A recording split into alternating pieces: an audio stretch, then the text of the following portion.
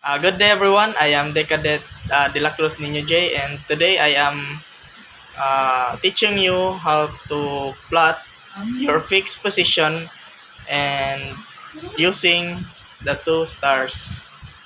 So let's go.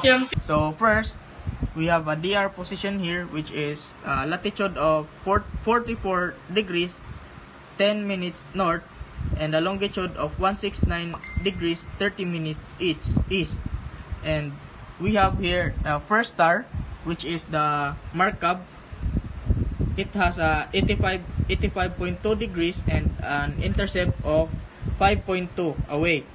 And the second star, which is the Rosalhag, it is a 183.3 degrees and an intercept of 6.4 towards. So to get the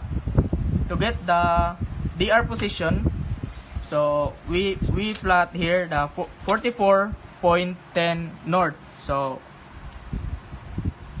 this is the 44 degrees and 10 minutes. So plot here.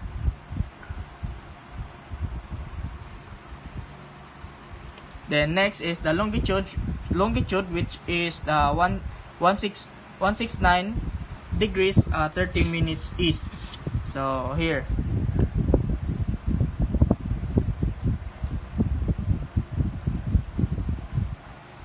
So now this is your DR position.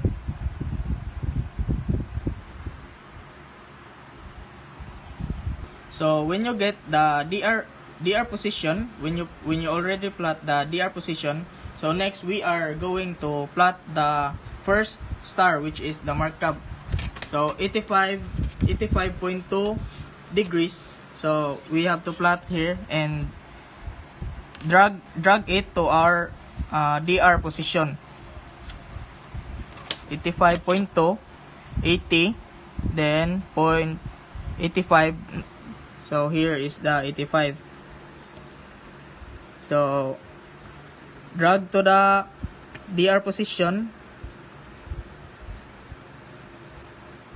So this is now our Markab star. So intercept is away, so away from the DR. Then next is we have going to the 5.2. We get here the 5.2 to get the intercept of the first star. So that, then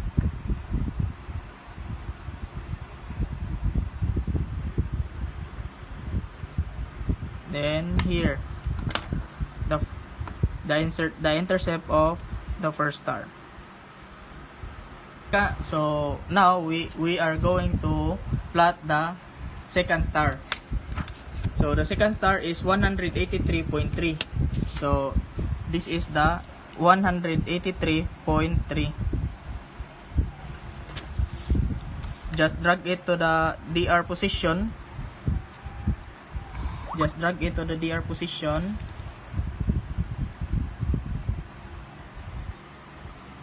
And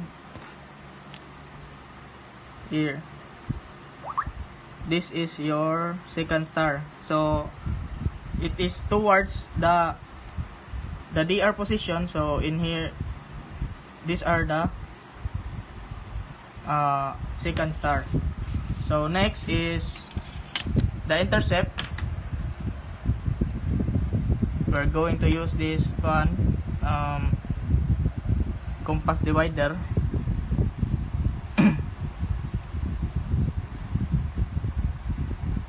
Then go it here.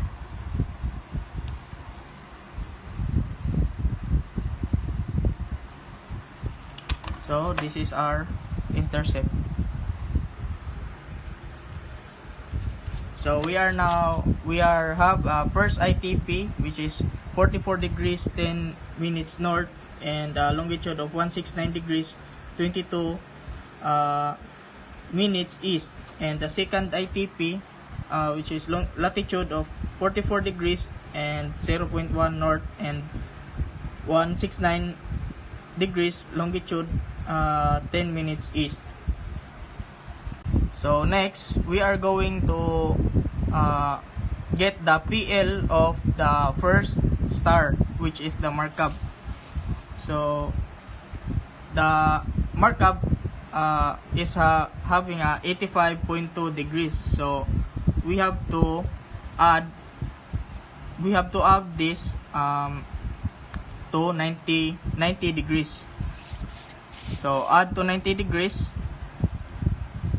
So it has a 175.2 degrees to get the PL1. So this is the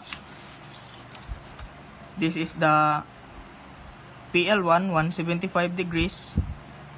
Then let's drag it to its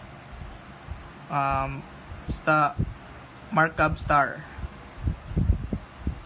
So here, just draw a line and that.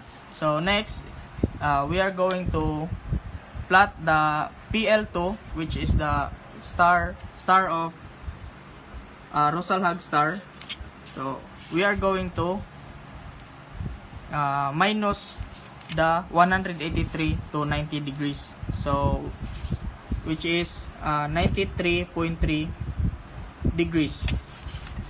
So 93.3 degrees here, and let us drag this here. So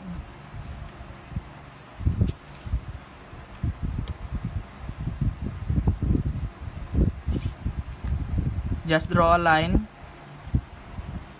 and that's why these two intercepts, PL1 and PL2. So this is your fixed position.